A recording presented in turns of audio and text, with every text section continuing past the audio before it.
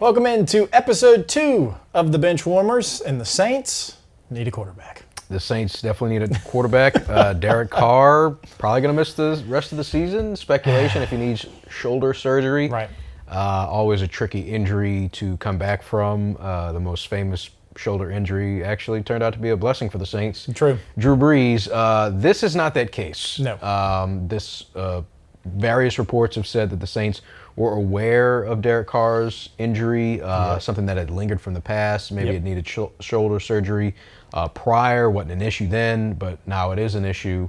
So knowledge that the Saints had still gave him the bag, if you will, or secured his contract that he signed to continue playing with the black and gold. But not looking great for the New Orleans Saints quarterback position right now. No, it's tough. And, you know, I'm Alex and Daniel, by the way.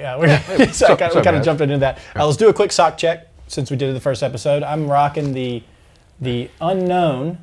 You got the Goku. Yeah, I'm rocking the DBZ socks, very fluorescent orange. Now, Daniel didn't know what the unknown was. So you've never heard of the Willy Wonka immersive experience? I have not. The country of origin is escaping my name, but maybe Sweden, I don't know. But it was basically sold that they were going to have this immersive Willy Wonka, go to the chocolate factory type experience, and it was really bad. Yeah. And families paid a ton of money, and it went viral years ago. And the unknown was a character that they created on there. It was in Glasgow. Okay, thank you there, our director Logan in the booth with the help there. But they created this character named the Unknown that was not really a character in Willy Wonka lore. And it went viral, and so my wife, we had so much fun with it, she had socks made of the Unknown. So Alex's wife Kim, very creative. Yeah. So that sounds like a very Kim thing to do. Shout out Kim. Yes. And for the unknown. Yeah. Quarterback situation for the Saints. Right. Just to continue the Willy Wonka point. Go ahead. Unknown, I would not have known that because I've neither seen the original OG Willy Wonka's Factory or the one with Timothée Chalamet. Right. My name escapes me for the original OG actor, but I know he was also in Blazing Saddles. So Stephen Wilder. Shout out Logan again. Wilder. Gene Wilder. Awesome. So Yeah, we're on a roll. But you see, it's got like the little lollipops and gummy bears, and that's the character there. Whatever. Yeah. I'm sure most people are listening to this. This is the Benchwarmers. It's a tangent for our audio listeners. We're showing off our socks and talking about Willy Wonka and also sports. It's New Orleans. Yeah, New Orleans it's really tough. So if you're looking for the TO segment, this is pretty much it for us this week. I think this is the thing that has frustrated us the most. You get a new head coach. You think maybe you watch those first 2 games of last year, right? And everyone's healthy, and you think maybe, okay, we get some fresh blood in here, we get some new coaches, we take this core and we move on with it. Well, I'm sorry, Saints fans, myself included, aren't too high on Derek Carr, right? You take him out of the equation, and it gets way, way worse. And we saw it last year. Yeah. Spencer Rattler came in at times and had flashes of brilliance, and then you realize, he's still a rookie. And you're going to have those rookie pains. So as it stands right now, an unknown, if you will, with Derek Carr and Spencer Rattler are the 2 quarterbacks really on roster. Yeah, Jake Haener. Okay. We saw that. We were good. I don't need to see it again. Yeah. So the draft is something that's likely. Saints pick a 9th overall, if I remember correctly. Yeah. A lot of speculation on what's going to happen there. Seems like Cam Ward's going to go 1. Right. And then who goes 2 or 3? Abdul Carter. But in terms of the quarterback position, but it's Jackson Dart has kind of jumped up there. Shedeur Sanders kind of jumped up there. Other teams, is this a quarterback draft where you're going to go up and grab a guy?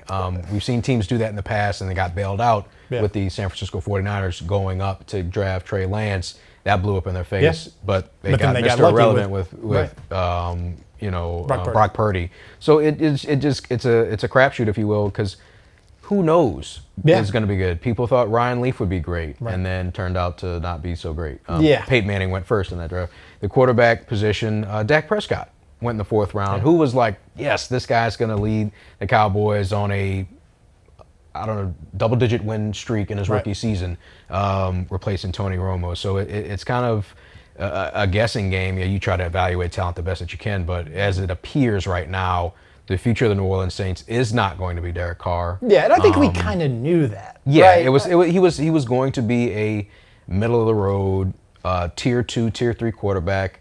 depending on how you rank it, A, B, C, D, 1, 2, 3, 4 tiers.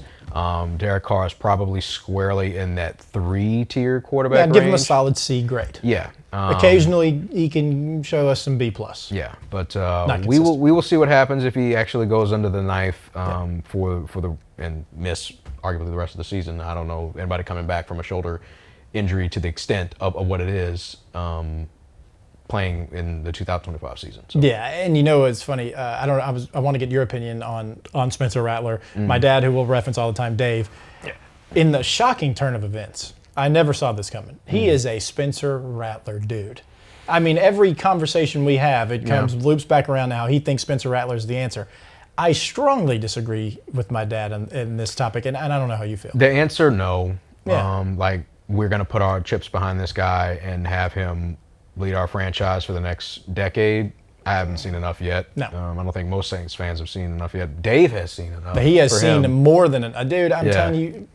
Keep him on the roster. You want to keep him in there to fill in a spot role. If I had my choice between Jake Hader and Spencer Rattler, I believe Spencer Rattler gives them way more options from his mobility, a play calling standpoint, mobility, arm standpoint. Nothing against Jake Hader, but sometimes it just doesn't work out for you. Yeah, and it's tough with the Shedeur thing. I think that's what the name that's been floated around most often since the Derek Carr news has dropped. I don't know. It's one of the, you said it perfectly. It's growing on me because you're not only getting Shedeur, you're getting his dad. Right. And Deion has talked about, and as he should, he's a dad. He's going to talk up his son. And confidence runs in the family, right, to say the least. And you need that in a quarterback. Yep. You need your quarterback to think, I'm going to come in here and change your franchise, and every team that passed up me, I'm going to kick your tail. Right. And even if you didn't have a chance to draft me, I'm still going to kick your tail. Yeah. And he's already worn black and gold. Yep. So that's true. Easy transition. He's got the right clothes already. But will New Orleans welcome everything that comes with Shedeur Sanders? If you win games, welcome whatever. That's going to come with you anyway. And the confidence breeds success. Hopefully, wherever he goes. Maybe New Orleans. We'll see. Well, and then that night slot's tough too, like you said. I mean, it's not. There's no guarantee that him or Dart even slip down tonight. You don't know. I mean, so many. If you're picking at this point of the draft, unless you had an injury, you probably need a quarterback, or you've got a young guy who's just coming up. For the Titans, they have to take a quarterback. Matt talked about that a little bit last week. Giants. I mean, Jameis or Russell Wilson. No, that's not. I believe in Jameis to have a great time, not to win a lot of football games. Right. It does depend, and it's who's available there. Is somebody going to help your team at a different position with this quarterback? Right, and it's not like the Saints are this perfect team. Oh, they have a number of needs. Yeah, they've got tons. Offensive line being one, and then your quarterback doesn't matter who your quarterback is if they have protection like they've had the past 3 years for the Saints. I mean, there's a reason why Derek Carr is always getting hurt. It's not because he's susceptible to injury. It's because he's getting nailed every time he drops back. He gets hit, man. Yeah, he also did hurt himself on that one out. Okay, whatever. Play. He's trying hard. I don't love Derek Carr as the quarterback of the New Orleans Saints. I don't love Derek Carr as the quarterback of any team, but I'd also like Derek Carr. Yeah. You know what I mean? Yeah, he's not a bad person or a bad human being, a church-going guy, a big family. When he talks, I believe him. I want to believe in him. Yeah. He had his moments in his first year in New Orleans where he didn't take accountability for his mistakes, and that showed he got better in terms of putting the more onus on him. He always talks good, talks well. My biggest knock against him was that he went to Chipotle in his first time in New Orleans. You got to do better than that. But other than that, I wish the guy well. I hope he succeeds in New Orleans because then that makes my hometown franchise team that I grew up watching be awesome. And that's a great thing for my weeks. And I think, honestly, since we do cover the Cowboys as well, to just kind of shoehorn the Cowboys into this conversation, Do we have to? We can. ESPN and NFL Network. I guess so. What I was going to say is I think that, I think a lot of Cowboys fans would look at their quarterback situation. A lot of people are down on Dak right now, obviously. And I'm a Dak. Hand up. I love Dak Prescott. Alex is raising his hand for those listening on the podcast. Hot and proud. He's my guy. Yeah. He can do no wrong. But also, I would much, much rather have their quarterback situation than the Saints. More stable, but Dak has had trouble staying healthy. Yeah. Not all those. I mean, yes, the severe, gruesome ankle injury, that's completely out of his control there. But over the years, when has Dak played a full 16, now 17 game schedule? I know, it's been a while. But so, long story short, I think we're going to draft the Saints. I say we. Wow. I think the Saints are going to draft Shedeur Sanders. I would not be against it. I mean, it depends on who's there. If it's between Jackson Dart and Shedeur Sanders available, give me Shedeur. Yeah, I feel that way 100%. And I mean, it would bring excitement, and I think that's something the Saints have lacked. Yeah. I mean, you go into last season, what were Saints fans excited over? Last season? Yeah. That 2-0 start? Well, yeah, but I mean, I don't know. That was about it. We had conversations at the time. We knew it was. The season went down the hill when Eric McCoy got hurt against the Eagles, and then you felt it because they were driving the whole game, and he goes down. They kind of had, they finished that drive with a field goal, if I remember correctly. Yep. But then from then on out, the season went, and then Dennis Allen got the boot. Also, well, which that should have happened the year prior, but Taysom Hill being hurt. Yeah. Huge problem. The utility knife. Right, and I think there was a thing. I think Clint Kubiak was kind of making the whole plane out of Taysom Hill, right? It did seem that way, and I think that's a great plan. But then he's a quarterback, and you're just going head first with this guy at the biggest dudes on the other team. Well, what do you know? He gets hurt. I mean, that's just the way it's going to be. So it's tough. I think that I think Kellen Moore wants his own guy, as any coach would, an offensive-minded coach. You saw what he's able to do with Jalen Hurts, right? I'm not saying Jalen Hurts is bad, but let's be honest. You look at the Eagles, Jalen Hurts is not their top option in terms of offense, but he played at a championship level, clearly. Outplayed Patrick Mahomes in that Super Bowl. In both Super Bowls. Super Bowls. But I'm just talking about Kellen Moore. I'm trying to gas up the Saints. Yeah. In this Super Bowl, he outplayed and won the game with Kellen Moore. And I think that we should maybe, if Moore wants a guy, he identifies a guy that he thinks he can work with. If you want him to lead your team, I think you go and you get that guy for him. You've seen more of a shift in the NFL of coaches maximizing a player's talents that they showcased in college and putting it to work in the pros, and he got the best out of Jalen Hurts. It showed. Jalen Hurts feels like he should throw more. He's huge difference. Took the straitjacket off from the last 2 years. Huge difference. Right. But and that's a credit to Jalen Hurts as well, getting better through all the controversy. What's going on between A.J. Brown and Jalen Hurts? They kept trugging along, and they were the best team in the NFL, and they showed it. Clearly. So, and that was kind of the game that turned it around for the Saints, right? He hits Goddard on that play, and whatever. We could talk about this forever. So, the other thing, the big sports story, of course, is Rory getting it done, getting the grand slam. And I mean, when he missed, I don't know. Look, I know that there are trolls out there that love the choke job, but I felt so bad for him when he missed that putt and the relief. After he wins. The putt on 18, Yes. In regulation before he went to the playoff, right. But after he sinks that birdie and he's walking through the crowd and the real relief on his face, that is sports, man. Yeah, that's why we watch it. He dropped to his knees and he described it as that was just relief. It wasn't joy, it was relief because all that pressure. I mean, he hears the noise, and Rory is a great communicator with the media.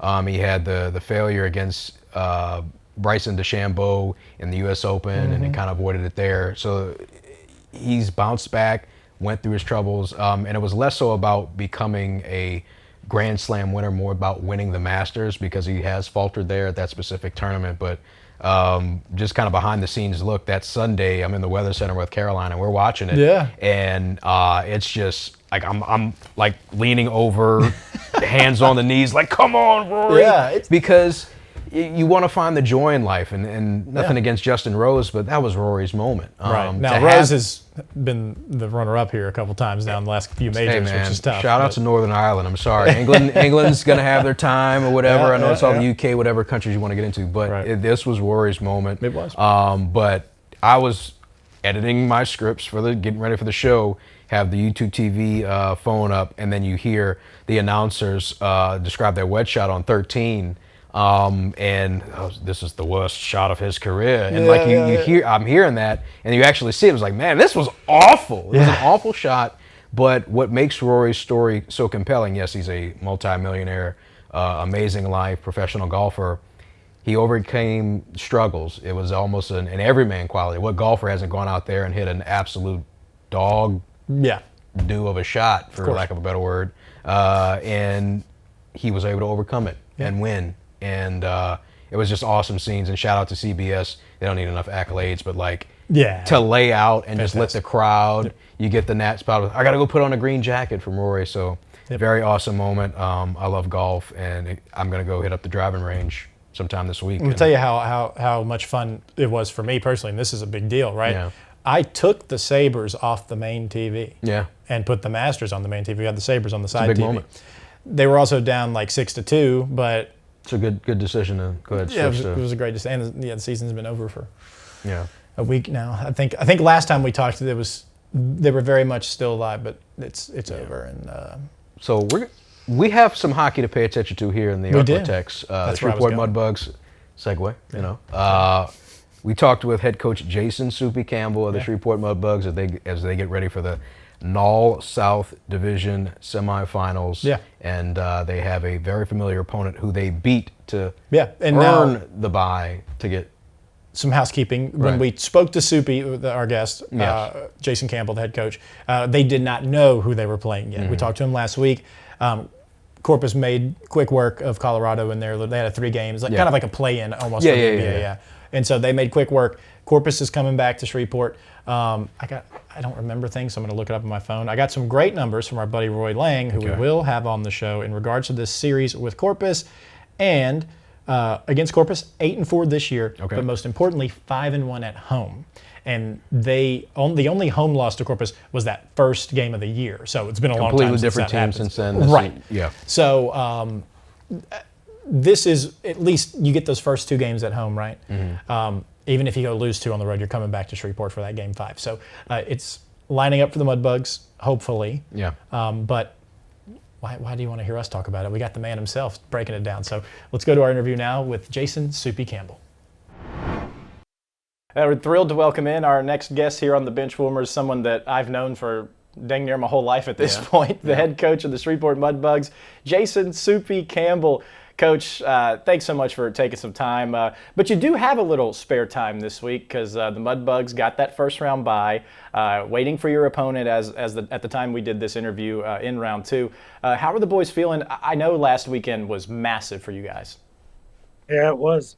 We played really well, actually. I kind of almost hate having a weekend off, so because we played that good, I thought. But we'll take the rest, and boys have practiced hard, and we'll just watch some games this weekend, see who our next opponent is. Which, if all seeds make it through, the high seeds make it through, then we'll have Corpus again. And Corpus, similar to Lone Star, a team that you've seen a ton of in your playing days and here in this league, it had to have been such a confidence boost for your boys to take those 2 games from Corpus in the way that they did. Yeah, it was. Corpus handed it to us the last time we played them. We played a 3-set there. We won 1 in overtime, lost 1 in overtime. Then they trounced us 7-2. So the last 2 games we played them were the first times we met since those games. So, it helps our guys with a little bit of confidence. But you guys know, once playoffs roll around, regular season is a wash. Anybody can win. So they're a hard team to play against. They've got some good scoring. They're tough, good goaltending. They're well coached. So if we do end up playing them, it's going to be a pretty intense series. Coach, you mentioned about almost wishing to not have the weekend off, but you do. What do you do as an organization to make sure these players don't lose momentum, to keep them engaged and keep their energy up heading into the second round of the playoffs? Well, you're just trying to balance that rest and like you said, keeping them motivated for really what's at stake here when we do hit the ice again. So we took Sunday, Monday off, then we practiced Tuesday, Wednesday, Thursday. With the football team playing this weekend, we don't have any ice, so they get 3 days off. So, but we'll be back at the rink Sunday doing a little bit of work, and then we'll be back on the ice for Monday, Tuesday, Wednesday, Thursday, which is a normal practice week. And we might throw a little scrimmage day in there just to kind of get the competitive juices flowing a little bit in game situation stuff. But for the most part, we're going to try to keep it pretty normal, keep the normal routine, but make sure they get well rested, but get those legs going again next week and get those competitive juices flowing. So, The majority of our viewers are football fans first, right? I mean, you've lived here long enough to understand how that works. Yeah. For our fans that maybe haven't watched a lot of hockey or maybe haven't been to a lot of Mudbugs games, playoff hockey is just different. And can you describe that difference and why does that intensity or how it goes up so much? Well, I just feel like it's just an absolute energy from the players on the ice, and it just runs right through the fans and inside the entire building. For a football fan, I think I look at hockey as a faster paced football game. There's a lot of contact. It's just faster paced. There's not as many stoppages in play and stuff like that. So it's just constant energy and hype throughout a 60-minute game. And it's really, you're playing a 5-game series. So if you're the team on the road, you're thinking, man, if we can just get a split, and then we get to go home for 2 games and we can finish it off. That's like every game feels like a must-win situation in the playoffs. And I think that's what just makes it feel so exciting. And that's why I love it. It's exhilarating as a coach to be a part of and a player, and it keeps your fans on the edge of their seat. That's for sure. Knowing that you were already in the playoffs, but still having something to play for, getting that first round bye, how do you think that helped the players to have something, a carrot, if you will, to look forward to heading into the final games of the regular season?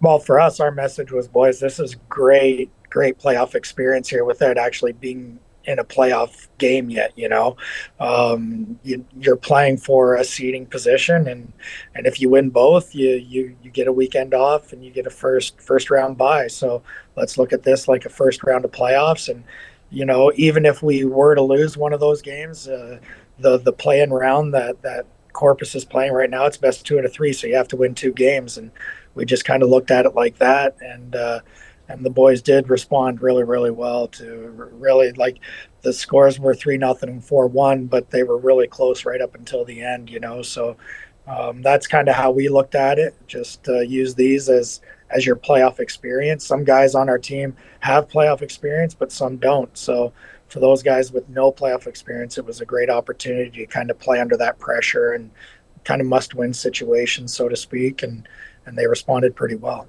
So this will come out on Wednesday, which means as people are listening to this, they'll be 2 days away from that first playoff game. If you don't go to George's Pond this weekend, what in the world are you doing? Best show in town for sure. But you did mention the Rougarou that played this weekend as we're recording this. What's it been like to kind of have roommates in a sense? Something you dealt with back in your day with the Battle Wings when you were a player. To see the Rougarou come through, I'm sure it's exciting, but I know a lot of work probably comes with it, getting the field flipped around and everything.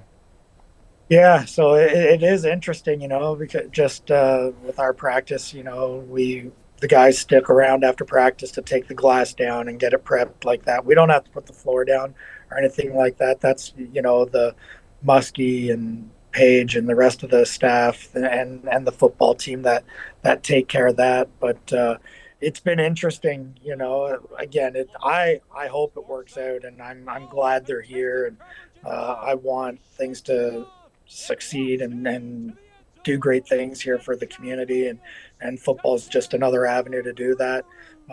So I'm happy to have them, and again, I don't have to necessarily work the long weekends because a lot of our staff works those games and the hockey games, so they're already been working a 59-game regular season schedule with us now into playoffs, and then you got football on top of that. So as far as our staff goes, the office staff and all that, it's a heavy workload for them, but they're finding ways to do it, and I hope the football team does well. It's interesting. I get to see a few of the players walk through every once in a while, but really don't see them a whole lot, to be honest.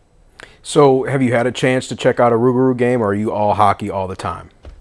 I've been all hockey all the time, and honestly, like, even when they had their previous games, there was other games in our league that I was trying to watch and get video for our games, and then we have other kids playing at the NCAA level that I've been trying to keep track of, and even watching those games, it's great video for me to capture for our guys and lessons for me to teach our guys. So it's really been hockey through and through, and maybe if it was a little bit of a different situation, maybe if we had like our seatings wrapped up and stuff like that, I might have stepped away for a minute to get over for a couple hours to watch a game. But honestly, the hockey has just been taking up all my time, and but that's okay. That's my job, right? So, right, definitely. But I am interested. I love all sports, and I'd be very interested to catch a game live, especially.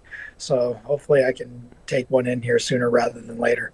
Yeah, so with the playoffs comes important decisions. Playoff facial hair. When is it decided on what we're going with as a player and for you yourself as a coach for the postseason run? Well, I don't know how the guys are. I pretty much have facial hair all the time, but this is the first I've gone with this style for the playoffs. So we'll see how it works. But I just try to change it up every year. Sometimes it's just handlebars. Sometimes it's just a mustache, full-blown beard. This year I just wanted to show my double chin a little more, so I shave that middle part. How do the boys react when you show up in the locker room with a new facial hairstyle? Well, sometimes they just look at me and they're like, I know something's different, or they just laugh, they like, seriously, what's this all about? They're kind of used to me showing up with different facial hair sometimes anyways, but they don't usually mess up an opportunity to throw a little carve at me, that's for sure.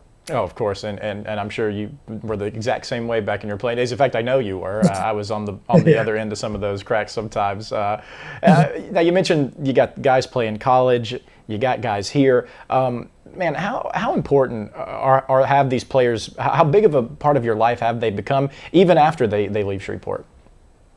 They're a huge part. Like I have a rule. While guys are here, I don't Snapchat guys or anything like that. Like we have text groups and all that kind of stuff. But once they leave, then we can stay in contact with little Snapchats here and there, and become more of a friendship, so to speak. And it's awesome because I stay in contact with a lot of guys. I just got this nice toque from Fair State from Logan Haru, who's at Fair State playing now. And I think I got a few more toques coming my way. I get to represent those guys a little bit, even though they've moved on. But we've got guys. We had guys here during the Corpus weekend. We had, I think, 5 guys back in town. Wow. And they're these guys, when they leave, they just die to get back here. Of course, they like catching up with me, and I love catching up with them. But they just love being here, and they miss Shreveport. It's a huge part of their lives. They come back, see their billets and their friends and the fans and the building, and they love it. So these guys, man, they come from all over the world to play hockey in Shreveport. But it's one of those. This is one of these places that just finds a special place in their heart, and it's hard for them to move on from here, really. But we have a lot of good guys doing some good things at the next level, but they're always dying to get back here to see everybody and see George's Pond again. Well, you're a perfect example of what you're describing. I mean, your life is here in Shreveport now. I mean, you're dang near a Shreveport native. I mean, you've been here for as long as I can remember. And for you personally, when did that kind of click to you as a player for the Mudbugs? Like, hey, this is a place where I can really start a life. Well, for me, and I think for a lot of guys, for me, I was a little bit older, obviously, our league was older back then when I came here to play. But, I met my wife, my girlfriend at the time, from Jonesboro, Louisiana, the first week I moved to town, and I was like, oh crap, here we go. I might be in for the long haul because I really like this girl, know. So, for me, I felt at home right away, and I feel like that's how a lot of guys feel, and even more so for the guys that we have here. Because back when I played, we didn't have billet homes. We didn't live with families. We lived with other guys on the team in apartments and stuff like that. These guys actually are living with families that are ingrained in our community and stuff like that. So they're actually getting a full taste of Southern hospitality, even probably more so than we did back in the day. But it happens quick, man. When you have good teammates and you have a great fan base and people that are taking care of you the way that people do down here, it doesn't take long for you to fall in love with this place and the players' families to fall in love with this place. So I'm not sure when you were growing up that you thought Louisiana would be your essentially ending point of your hockey career, being a coach, being a player. Growing up, your hockey origin story, what's some of your earliest memories in the sport? Well, just I grew up in a town called Orangeville, Ontario. It's near Toronto. Played all my minor hockey there, and then when I became junior age eligible, I played 1 year junior B hockey in Guelph, Ontario. Then I got drafted to play in the OHL, the Ontario Hockey League, or Major Junior Hockey, whatever you want to call it. And I played there for 3 years or something like that. Then I went on to college in Canada. That's my first year of college, my freshman year of college at the University of New Brunswick in Fredericton, New Brunswick, is where I met Muskie, who is our GM and was my head coach when I was a player here. But that's where I met him, and he was a senior that year. So he left after that year and came down to Shreveport. And then he called me a couple years later to see if I was interested in coming down here, and that was 1999. And I came down and never left. That's basically it. I never got traded. Funny thing is, Muskie actually cut me 1 year as a player, but I still stayed down here, and then I played 1 more year after that. I did have an opportunity that year that Muskie did cut me to go play. But again, it was just one of those situations. I'd already had a family, and I was settled, and I wasn't ready to go anywhere else. And then I played 1 more year, and then that was it. I retired after that. So that's pretty much my hockey story. I never really got traded. Even when I was in junior hockey, never got traded. Wherever I ended up, I basically played there, and then until I was done playing there, and that was it. Yeah, I was just going to say just a little quip. Michael Jordan got cut one time, and he turned out all right. So, Coach Campbell, I think he turned out okay. And Muskie, and Muskie and I, he's still my boss, obviously. Yeah.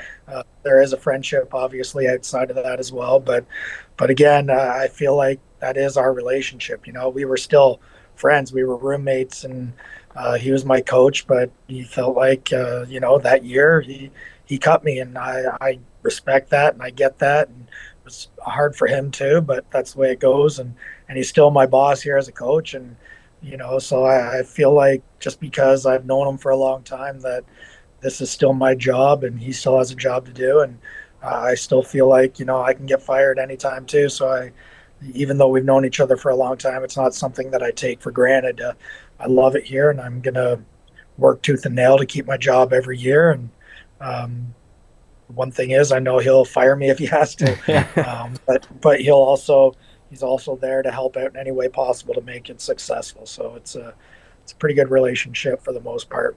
And Muskie, even though he's not behind the bench anymore, he hasn't lost an ounce of that passion that we used to see night in and night out. No, not at all. He's still learning. Even we were just talking the other day about how much we've learned this year. How much he's learned and how much I've learned, and from the coaching perspective and just the game in general. So it's always exciting when you're still learning, right? If you're not learning anything anymore, then what are you doing, right? So right. So it's been an exciting year for both of us.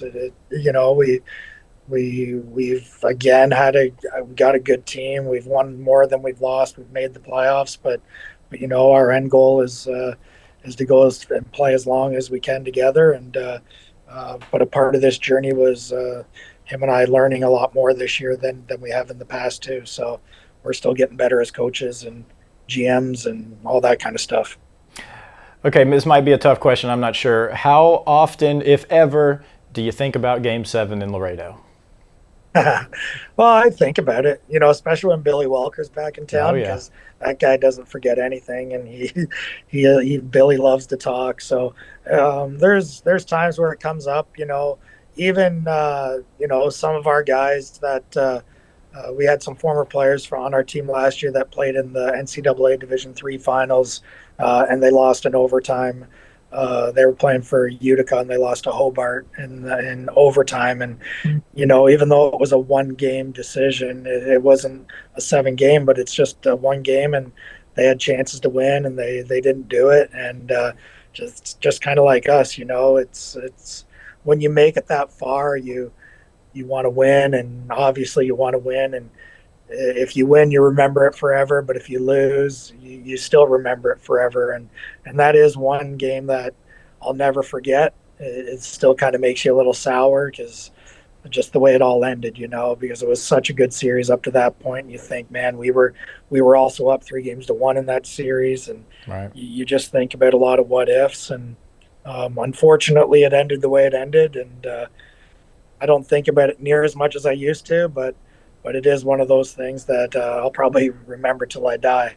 Well, as a kid that lived and died with the Mudbugs, I'll just say the less diplomatic answer, it was complete crap what happened that day. It was we could say that. That was crap. Yeah. I mean, it was I guess I was probably 14 listening to Mearsey on the radio in my bedroom, and you couldn't tell what was going on. And I mean, I woke my parents up. Can you believe this? They're like, go to bed, please. But yeah, that was a crazy time. So the thing with that game is too, we scored it already in overtime, but now the whistle had went and all that went up a little bit, yeah. But a little premature maybe on the whistle, but we had scored, and I was actually on the ice for that goal that we scored, and then I was actually on the ice too when the Laredo goal. Whether it went in, whether you believe it went in or not, we'll say it went in just because they ended up counting it, right? And from my standpoint, it was hard to see, but all I know is it went past our goalie and came out just as back out between his legs as quick as it went through him. So, and we all played on, and unfortunately, in the end, they called it a goal. So that's what made that game so heartbreaking, and it was overtime as well. So it's often said that the losses maybe stick with you longer than the wins, but what win as a player or as a coach is something that you reflect fondly on and think, man, that was awesome. This is great. I'm loving my life in this moment, and this is something that I can always fall back on and remember the good times with the Mudbugs. Well, I mean, I remember I as a player, I remember winning, because you're so exhausted by the end of it. You put everything you have into it, and that's what I remember. It's almost at the end, it's almost just like such a relief that it's over in a way, but it's such a euphoric feeling. It's such a good feeling that you're so relaxed and you can you're just happy, people can probably see you glowing, but and then same thing as a coach really, but as a coach for the two teams that won here in the North American Hockey League, I was just so excited and happy for the guys to actually have that feeling and for them to really understand that champions are forever. And they believe it. Like these guys, man, I'm in group chats with them and stuff like that. And they're still so tight knit, following each other, even though they're all on different teams and some aren't even playing anymore, but they're such a tight knit group. And I'm so proud to be a part of that group. But even as a coach, it was just so relaxing and almost a relief that it's over, and you're so thankful that you won. But I'm just really happy for the guys, mainly to experience that championship feeling, because there really is no other feeling like it in sports. Well, since we're talking Mudbugs memories, I'll share my favorite one. Playoffs against Wichita, multiple overtime game. Sprotter gets the puck behind y'all's net. He takes that thing coast to coast and buries it. What's going through your mind when you see the big 33 chugging down the ice like that? I was like, is he ever going to make it to the other end of the rink? He just lumbers around there. Yep. He wasn't very fleet of foot. He was a big old boy, and he was mean, but he did have some sick hands. He was he had some really, really sick hands, but he was hard to knock off the puck. But he kind of lumbered out from behind the net, and next thing you know, he's at the blue line. Then he makes it to the red line and the ozone offensive blue line, and next thing you know, he's burying the puck, and that was it. So it was almost like a slow motion replay in real time. But that was pretty awesome too. Overtime games are just crazy, they're just so crazy. That's the other thing about hockey too, and overtime and stuff like that in the playoffs. It's, man, anything could go in, and that's what makes the game so exciting too. Man, especially to be in in a city, not a traditional hockey city, I guess it kind of is now, but the fans here get it. I mean, I'm sure you sensed that on the bench or when you were on the ice. The fans here are very knowledgeable about what's going on the ice. Mm-hmm. Oh yeah, and they'll let you know too. Oh yeah. But and even still, like in the beginning, yeah, they were just like the fights and all that, and a lot of people still like that. But over the years, everybody's become a lot more knowledgeable about the game. With having it right here in Shreveport, and you got the Stars and all the teams down south now. It's really accessible now, and people are becoming way more knowledgeable about the game. So. I think it's great, and I tell people all the time, like it's hard to believe that Canadian kid loving hockey so much. I'm actually living out my dream of coaching the game that I love, and in all places, Shreveport, Louisiana. And with Shreveport and the Mudbugs being your number one hockey commitment, do you have time to maybe follow any other teams in the NHL or teams that you grew up watching that were your favorite teams in your early days in Canada? Yeah, when I was younger, the New York Islanders were winning their Stanley Cups, so I was a big Islanders fan back then. Mike Bossy, Billy Smith, all those guys. Dale Henry, actually, who was my teammate when I first came down to Shreveport, he had a stint with the Islanders. He was actually on the ice when the Islanders scored their quadruple overtime winner against the Washington Capitals way back in the day. But I still like the Islanders, but growing up so close to Toronto, I like the Leafs as well. And like I said earlier, I'm just a sports fan. I don't necessarily have like favorites, but I do lean towards the Islanders. I want them to do well, and the Leafs as well, as far as the NHL goes. All right, Soupy, we're getting close to the 30-minute mark. I could talk to you all day, man, and we got to do this again as we get further in the playoffs. Hopefully, let's have you back on and we can chat. But I did want to ask one last thing and kind of give you an opportunity to share some thoughts. I know, at least for me personally, and countless, whether it be former players or fans or people that just followed you guys for really their whole lives, you've meant so much to all of us. I mean, you and Fonger and Muskie and Kenny, y'all played such a huge role in my life. I mean, I still think about stuff every day that you guys taught me.